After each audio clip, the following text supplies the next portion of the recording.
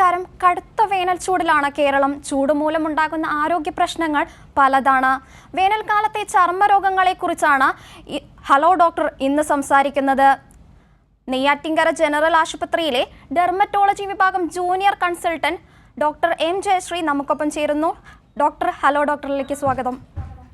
Doctor, വേനൽക്കാലത്ത് സാധാരണയായി കണ്ടുവരുന്ന ചർമ്മരോഗങ്ങൾ എന്തൊക്കെയാണ്? പ്രധാനമായിട്ട് വേനൽക്കാലത്ത് നമ്മൾ കാണുന്നത് ചൂടുകുരുവാണ്. നമുക്ക് ഏവർക്കും അറിയാം. പ്രിക്ലി ഹീറ്റ്, മിലിയേറിയ, വിയർപ്പ് കുരു എന്ന പേരിൽ നമ്മൾ കാണുന്ന ചൂടുകുരുവാണ്. വളരെ സാധാരണമാണ്. വിയർപ്പ് കൂടുതൽ തങ്ങി നിൽക്കുന്ന കഴുത്ത്, നെഞ്ച്, കക്ഷത്തിനിടയിൽ, മാറിന് താഴെ, തൊടയിൽ, അങ്ങനെ വിവിധമായിട്ടുള്ള സ്ഥലങ്ങളിൽ ചൂടുകുരു കാണാം. പിന്നെ കോമൺ ആയിട്ട് കാണുന്ന വേറൊരു സംഗതി ഈ വെയിലടിക്കുന്ന ഭാഗങ്ങളിൽ വരുന്ന ചെറിയൊരു അലർജിയാണ്. പോളിമോർഫസ് ലൈറ്റ് ഇറപ്ഷൻ എന്ന് പറഞ്ഞ് നമുക്ക് കൈയുടെ പുറം ഭാഗം, വെളിയിൽ പുറത്ത് കാണുന്ന സ്ഥലം, നമ്മുടെ രണ്ട് കൈയുടെയും പുറം ഭാഗം, വണ്ടി ഓടിക്കുമ്പോഴൊക്കെ എക്സ്പോസ്ഡ് ആയിട്ടുള്ള ഭാഗം. പിന്നെ കഴുത്തിറക്കമുള്ള ഡ്രസ്സ് ഇടുമ്പോൾ കഴുത്തിൻ്റെ പുറകുവശം, നെഞ്ചിൻ്റെ വി ഏരിയ, നെക്കിൻ്റെ വി ഏരിയ, ഈ സ്ഥലങ്ങളിലൊക്കെ നമുക്ക് ഇതുപോലെ ചെറിയ കുരുക്കളായിട്ട് കാണാം. ചെറിയ ചുമന്ന കുരുവായിട്ട്, പിന്നെ ചിലപ്പോൾ വെള്ള കുത്തുകൾ വന്നു പോയ പാടുകളൊക്കെ ആയിട്ട് ചൊറിച്ചിലായിട്ടുണ്ടാവാം.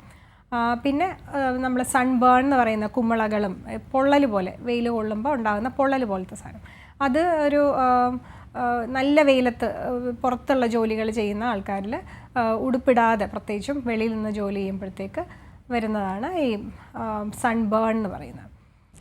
ഇതാണ് കോമൺ സാധാരണയായിട്ട് കണ്ടുവരുന്ന രണ്ട് കാര്യങ്ങൾ. പിന്നെയുള്ളത് നമുക്ക് മുന്നേ ഉള്ള അസുഖങ്ങൾ, അതായത് മുഖത്ത് മെലാസ്മ എന്നൊക്കെ പറഞ്ഞ് കറുത്ത പാടുകൾ കാണാം.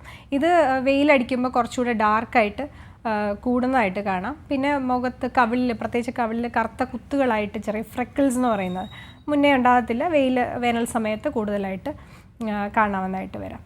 പിന്നെ നമുക്ക് നേരത്തെ ഉണ്ടാകുന്ന സോറിയാസിസ്, ലൈക്കൻ പ്ലാനസ്, എക്സിമ, ഇങ്ങനെയുള്ള അസുഖങ്ങളെല്ലാം വേനൽക്കാലത്ത് അധികരിക്കാറുണ്ട്. മുഖക്കുരു, അതും വേനൽക്കാലത്ത് അധികമായിട്ട് കാണാം.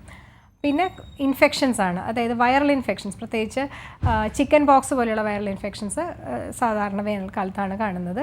പിന്നെ നമുക്ക് ഈ ബാക്ടീരിയൽ ഇൻഫെക്ഷൻസ്, അതായത് പഴുത്ത രോമകൂപങ്ങളിൽ പഴുപ്പ് വന്നിട്ട് ഫോളിക്കുലൈറ്റിസ് എന്ന് പറഞ്ഞ് വരുന്ന ഇൻഫെക്ഷൻസ്, അത് ഈ ചൂടുകുരുവിൻ്റെ ഇതിൽ തന്നെ ചിലത് വലുതായി ചുമന്ന് പഴുത്ത് വരുന്ന കണ്ടീഷൻ നമുക്ക് വേനൽക്കാലത്ത് കോമൺ ആയിട്ട് കാണുന്ന ഒരു ബാക്ടീരിയൽ ഇൻഫെക്ഷനാണ്. പിന്നെ ഫംഗസ് ഇൻഫെക്ഷൻസ്, മടക്കുകളിൽ, പ്രത്യേകിച്ചും വിയർപ്പ് തങ്ങി നിൽക്കുന്ന ഭാഗങ്ങളിൽ ചുണങ്ങ്, തേമൽ, പൊരികണ്ണി എന്നൊക്കെ പേരിൽ നമുക്ക് ഫംഗൽ ഇൻഫെക്ഷൻസ് വരാം. ഇത് കൂടാതെ ഡെർമറ്റോഫൈറ്റോസിസ് എന്ന് പറഞ്ഞ് സാധാരണ ഈ വട്ടച്ചൊറി അല്ലെങ്കിൽ ജോക്ക് ഇച്ച് എന്നൊക്കെ പറയുന്ന ഫംഗൽ ഇൻഫെക്ഷൻസ്, വട്ടത്തിൽ തടിച്ച് ചുവന്ന പാടുകളും ചൊറിഞ്ഞ് കുരുക്കൾ വന്ന് പൊട്ടി അതിങ്ങനെ വലിപ്പം വെച്ച് വലിയ വട്ടം പാടുകളായി വലിപ്പം വെച്ച് പോകുന്ന തരം ഇൻഫെക്ഷൻസ്, അത് ആണ് നോർമലി ടീനിയ കോർപ്പോറസ് എന്നൊക്കെ പറയുന്ന ഫംഗൽ ഇൻഫെക്ഷൻസ്. ഇതും ഈ വിയർപ്പ് കൂടുതലുള്ള സമയങ്ങളിൽ കോമൺ ആയിട്ട് കാണുന്നതാണ്. പിന്നെ കാൻഡിഡിയാസിസും, ഈർപ്പം നിൽക്കുന്ന ഭാഗത്ത് ഈ ഒരുമാതിരി പൂപ്പൽ പോലെ കുറച്ച് തൊലി അഴുകി നിൽക്കുന്ന മാതിരിയുള്ള പാടുകൾ, അതായത് പ്രത്യേകിച്ച് കക്ഷത്തിൻ്റെ മടക്കുകളിൽ, മാറിൻ്റെ ഇടയിൽ, തൊടയുടെ ഇടയിലൊക്കെ ആയിട്ട്, പ്രത്യേകിച്ച് ഡയബറ്റിസും കൂടെ ഉള്ള ആൾക്കാർക്ക് ഇത് സാധാരണയായിട്ട് കാണാം. ഡോക്ടർ ഇപ്പോൾ പറഞ്ഞില്ലേ ഇത്ര രോഗങ്ങൾ, ഈ രോഗങ്ങളൊക്കെ എങ്ങനെയാണ് നമ്മൾ പ്രതിരോധിക്കുക, അല്ലെങ്കിൽ എങ്ങനെയാണ് ശ്രദ്ധിക്കേണ്ടത്?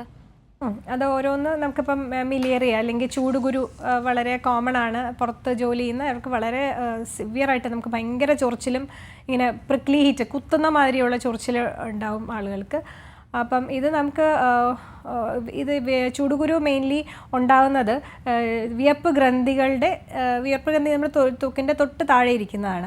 അതിൻ്റെ നാളങ്ങൾ സ്കിന്നിൻ്റെ സർഫസിൽ വന്നാണ് ഓപ്പൺ ചെയ്യുന്നത്. അപ്പോൾ ഇത് കൂടുതൽ വിയർപ്പ് ഉണ്ടാകുമ്പോൾ ഈ ഗ്രന്ഥിയുടെ നാളങ്ങൾ പല സ്ഥലത്ത് വെച്ച് ബ്ലോക്ക് ആവാം. അങ്ങനെ വന്ന് ഈ നാളങ്ങൾ പൊട്ടി ഉണ്ടാകുന്ന ചെറിയ കുരുക്കളാണ് നമ്മൾ ഈ കാണുന്ന ചൂടുകുരു. അത് ചെറിയ ചുവന്ന കുരുക്കളായിട്ടും പഴുത്ത കുരുക്കളായിട്ടും ഒക്കെ കാണാം. ഇത് നമുക്ക് വിയർപ്പ് കുറയ്ക്കുക എന്നുള്ളതാണ്. അപ്പോൾ അതിനെന്താ ചെയ്യാൻ പറ്റുക? നമുക്ക് തണുപ്പ് ഉള്ള സ്ഥലത്തോട്ട് മാറി ജോലി ചെയ്യാൻ അകത്ത് ജോലി ചെയ്യുന്നവർക്ക് ഫാനിൻ്റെ താഴെ ഇരുന്ന് ജോലി ചെയ്യാം. അല്ലാത്തവർ കാറ്റുള്ള സ്ഥലത്തേക്ക് ഇടയ്ക്കിടയ്ക്ക് മാറി നിൽക്കാനായിട്ടൊക്കെ നമുക്ക് പറയാൻ പറ്റും. പിന്നെ ലൈറ്റായിട്ടുള്ള ലൂസായിട്ടുള്ള കോട്ടൺ ഉടുപ്പുകൾ ഉപയോഗിക്കുക. അപ്പം വിയർപ്പ് കുറയ്ക്കാം. പിന്നെ ചൂടുകുരു വന്നതിന് ശേഷം നമുക്ക് തണുത്ത വെള്ളത്തിൽ വേണമെങ്കിൽ തണുത്ത വെള്ളത്തിൽ തുണി മുക്കി ഒപ്പിയെടുക്കാം ഇടയ്ക്ക്, അല്ലെങ്കിൽ പോയി കുളിക്കാം. അപ്പോൾ ശരീരം ഒന്ന് തണുപ്പിച്ചാൽ ഈ വിയർപ്പ് ശരീരത്തെ അടിയുന്നതും വിയർപ്പ് വരുന്നതും കുറയ്ക്കാൻ ഹെൽപ്പ് ചെയ്യും. പിന്നെ ഇതല്ലാതെ നമുക്ക് സ്കിൻ ഇറിറ്റേറ്റഡ് ആവും, ചൊറിച്ചിലുണ്ടാവും. അപ്പോൾ മോയ്സ്ചറൈസറുകൾ എപ്പോഴും ഇങ്ങനെ ഈ അവസരങ്ങളിൽ ഉപയോഗിക്കുന്നത് നല്ലതായിരിക്കും. ലൈറ്റായിട്ടുള്ള മോയ്സ്ചറൈസിങ് ലോഷൻസ് യൂസ് ചെയ്യാം. പിന്നെ ഇത് കൂടാതെ കലാമിൻ ലോഷൻ പേഷ്യൻസ് ഭയങ്കര ചൊറിച്ചിൽ പറയുന്ന സമയങ്ങളിൽ കലാമിൻ ലോഷൻ ഉപയോഗിക്കാം. പിന്നെ പ്രിക്ലി ഹീറ്റ് പൗഡേഴ്സ് നമ്മൾ ഉപയോഗിക്കുന്നതാണ്. അപ്പോൾ അത് വിയർപ്പ് കുറച്ച് ആഗിരണം ചെയ്യാനും സഹായിക്കും. പിന്നെ അതിലുള്ള മെന്തോൾ, ക്യാംഫർ എന്നൊക്കെ പറയുന്ന സാധനങ്ങൾ ഒരു തണുപ്പും ഒരു സുഖവും കിട്ടാനും ഒക്കെ കിട്ടും. പക്ഷേ കൂടുതൽ പൗഡർ ഉപയോഗിച്ച് കഴിഞ്ഞാൽ വീണ്ടും ഈ വിയർപ്പ് നാളങ്ങൾ വീണ്ടും അടഞ്ഞ് കുറച്ചധികമായിട്ട് ചിലപ്പം ചൂടുകുരുക്കൾ വരാനും സാധ്യതയുണ്ട്. അപ്പം മെയിനായിട്ട് ശരീരം തണുപ്പിക്കുക, വെള്ളം കുടിക്കുക, തണുത്ത വെള്ളം കുടിക്കുക, തണുത്ത വെള്ളത്തിൽ തുണി മുക്കി, വേണമെങ്കിൽ ഉപ്പിട്ട വെള്ളത്തിൽ തുണി മുക്കി ഒപ്പിയെടുക്കാം. കുറച്ച് ആൻറ്റിസെപ്റ്റിക് എഫക്റ്റ് കിട്ടും. കാരണം ഈ മിലിയേറിയ എന്ന് പറയുന്നത് കുറച്ച് പഴുത്ത കുരുക്കൾ ഇതിൻ്റെ ഇടയിൽ വരാൻ സാധ്യതയുണ്ട്. പ്രത്യേകിച്ചും ചെറിയ കുട്ടികളിലൊക്കെ പഴുത്ത് വലിയ ആപ്സസ് ഒക്കെ, വലിയ പഴുപ്പ് കുരുക്കൾ ഇതിനകത്ത് ഉണ്ടാവാം. അപ്പം അല്ലെങ്കിൽ സാധാരണഗതിയിൽ മോയ്സ്ചറൈസർ പുരട്ടുകയും ഈ ഉപ്പുവെള്ളം പിടിച്ച് അല്ലെങ്കിൽ തണുത്ത വെള്ളത്തിൽ കുളിക്കുകയോ തണുത്ത വെള്ളം കൊണ്ട് ദേഹം തുണി മുക്കി ഒപ്പിയെടുക്കുകയോ ഒക്കെ ചെയ്ത് ശരീരം തണുപ്പിക്കാം.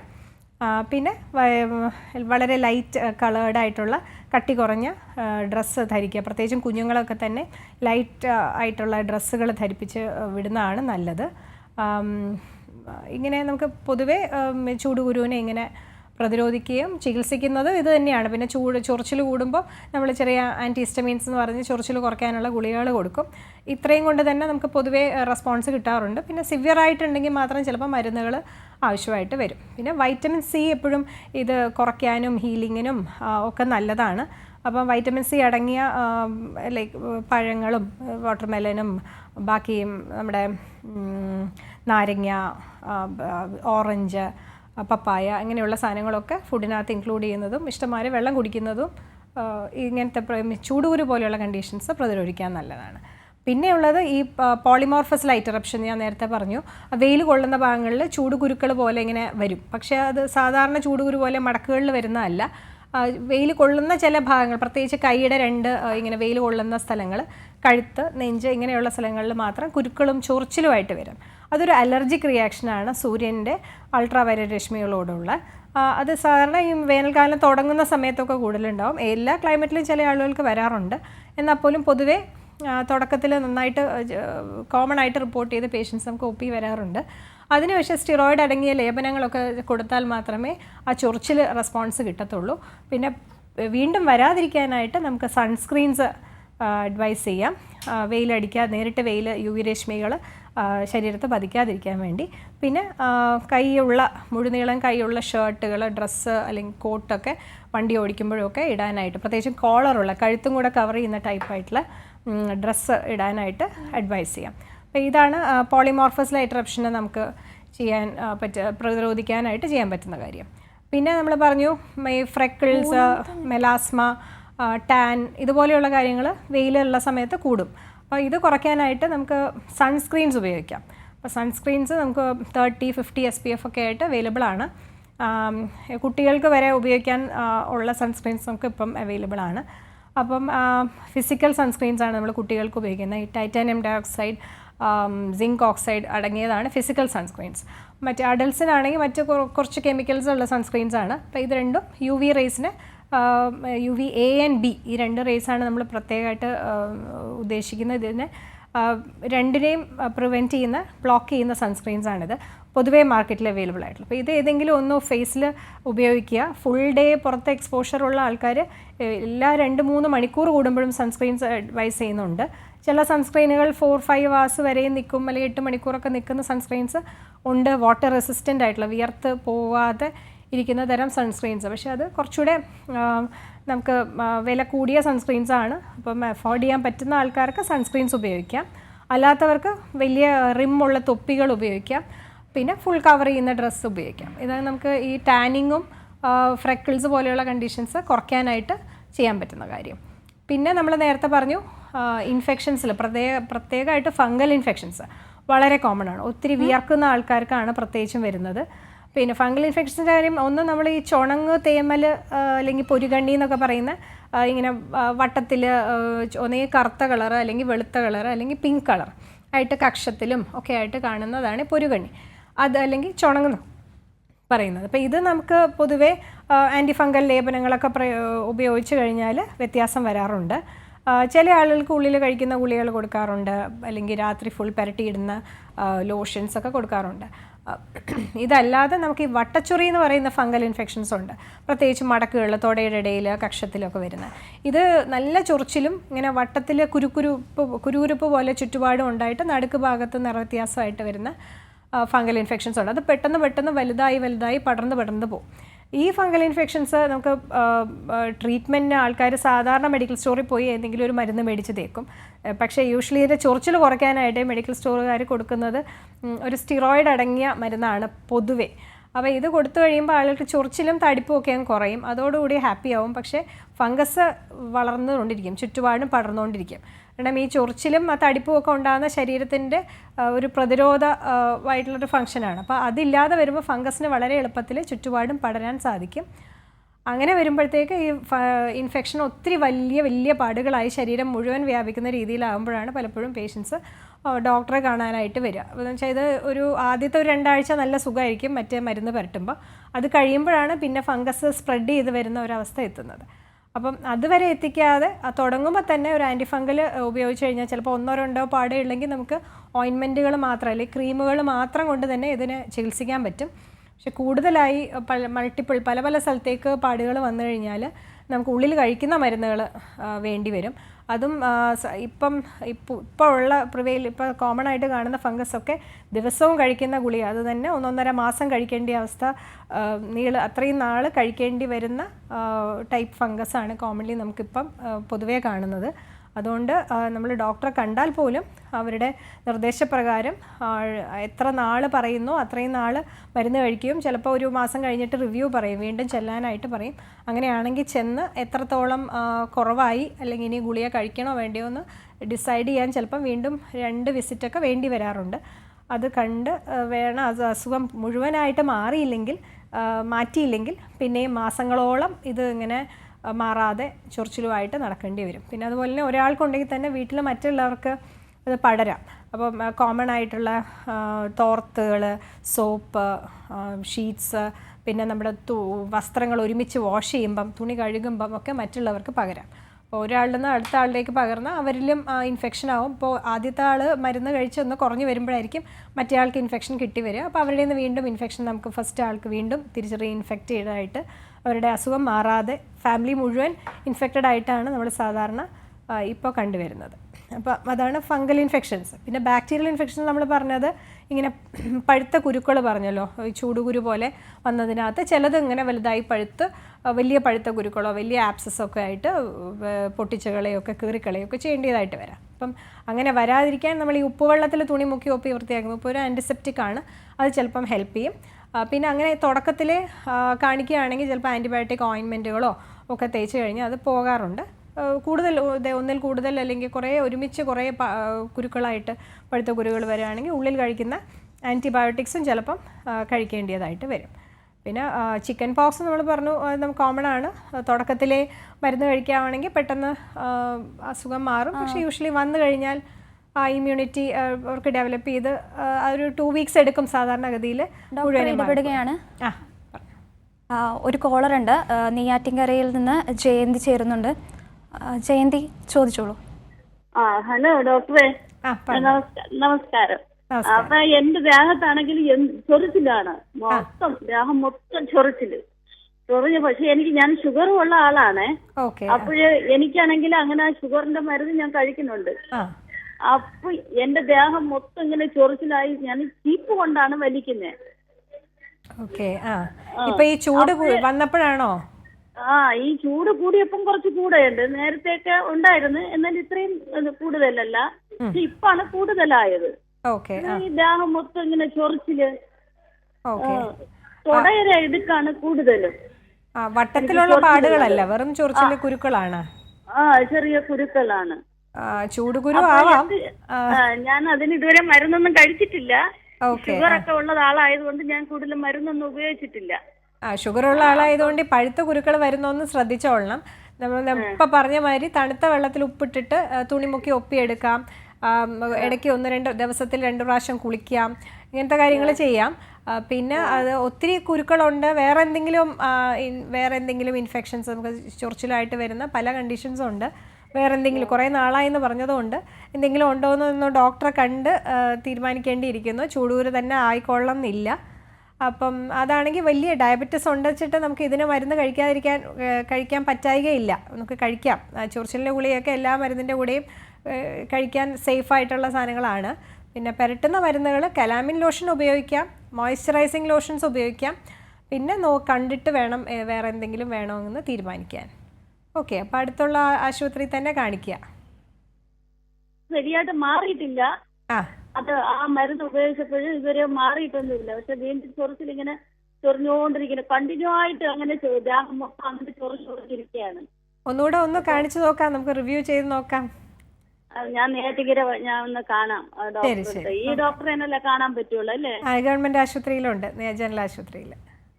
ഈ മാഡത്തിന്റെ പേരെന്തോന്നാണ്? ജയശ്രീ.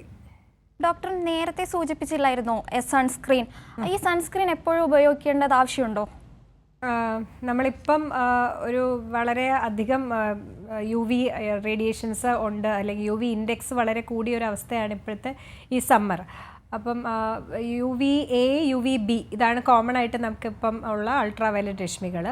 അപ്പം ഇതിനെ പ്രിവെൻറ്റ് ചെയ്യാനാണ് നമ്മൾ സൺസ്ക്രീൻ ഉപയോഗിക്കുന്നത്. അപ്പോൾ UVA ആണ് നമുക്ക് പ്രധാനമായിട്ടും സ്കിൻ ഡാമേജ്, പ്രത്യേകിച്ച് ടാനിങ്, നിറവ്യത്യാസം ഉണ്ടാക്കുക. പിന്നെ സ്കിന്നിൻ്റെ കൊളാജൻ, ഇലാസ്റ്റിൻ ഇങ്ങനത്തെ ഫൈബേഴ്സിന് അതിന് ഡാമേജ് ഉണ്ടാക്കിയിട്ട് സ്കിന്നിൽ ചുളിവ് വരുത്താനായിട്ട് കാരണമാകുന്നത് UVA റേസ് ആണ്. പിന്നെ ഇത് കൂടാതെ ക്യാൻസറുകളും ഒക്കെ ഉണ്ടാക്കാം. പക്ഷെ നമ്മുടെ നാട്ടിൽ മെലാനിൻ ഉള്ള സ്കിന്നായിട്ടുള്ള ആൾക്കാരായത് കാരണം നമുക്കിവിടെ സ്കിൻ ക്യാൻസറുകളുടെ റേറ്റ് വളരെ കുറവാണ്. UVB ആണ് നമുക്ക് ബേൺസ് ഉണ്ടാക്കുന്നത്, സൺ ബേൺസ്. അപ്പോൾ അത് കൂടാതെ പിന്നെ ക്യാൻസേഴ്സും ഉണ്ടാക്കാം. അപ്പം അത് വളരെ 5% താഴെയാണ്. 95% UVA തന്നെയാണ്. അപ്പം ഇത് രണ്ടിനെയും കൂടെ കവർ ചെയ്യുന്ന ബ്രോഡ് സ്പെക്ട്രം സൺസ്ക്രീൻസ് ആണ് നമ്മൾ സാധാരണഗതിയിൽ ഉപയോഗിക്കുന്നത്.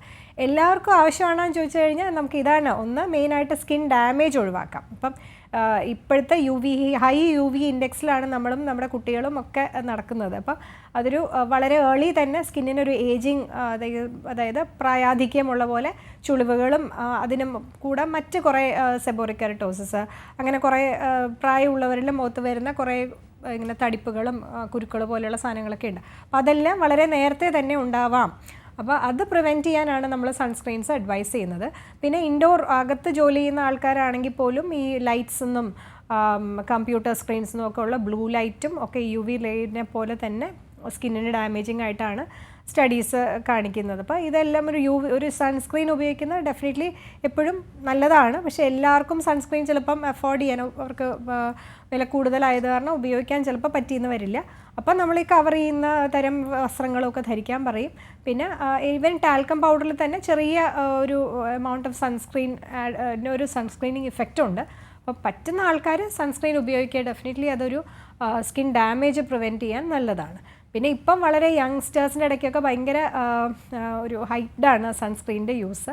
പക്ഷേ അത് ഒരു പരിധി വരെ അത് കുഴപ്പമില്ല. പക്ഷേ അവരുടെ സേഫായിട്ടുള്ള അവർക്ക് ഉപയോഗിക്കാവുന്ന സൺസ്ക്രീൻ ഒരു ഡോക്ടറെ കണ്ട് എഴുതി മേടിക്കുക. കാരണം ഇപ്പം കുഞ്ഞുങ്ങൾക്കാണെങ്കിൽ ഫിസിക്കൽ സൺസ്ക്രീൻസ് ആണ് എപ്പോഴും സേഫ്. ഈ കെമിക്കൽ സൺസ്ക്രീനേക്കാളും കുറച്ചുകൂടി സേഫ് ഫിസിക്കൽ സൺസ്ക്രീൻസ് ആണ്. അപ്പോൾ അവരുടെ സ്കിന്നിന് പറ്റുന്ന ഒരെണ്ണം സെലക്ട് ചെയ്യാനായിട്ട് ഒരു വിദഗ്ധരെ ആരെങ്കിലും കൊണ്ട് അവരുമായിട്ട് കണ്ട് തീരുമാനിക്കുക. അത് കഴിഞ്ഞ് ഉപയോഗിക്കുന്നതിൽ എപ്പോഴും ഗുണം ചെയ്യത്തേ ഉള്ളൂ. ഓക്കെ ഡോക്ടർ, ഈ വരുന്ന ഫംഗസ് ബാധ എങ്ങനെയാണ് നമുക്ക് പ്രതിരോധിക്കാനാകുക? ഫംഗസ് ബാധ നമ്മളിപ്പോൾ പറഞ്ഞു, അത് ഏറ്റവും കൂടുതൽ മടക്കുകളിലാണ്. അതായത് തുടയിടുക്കിൽ, കക്ഷത്തിൽ, മാറിൻ്റെ താഴെ.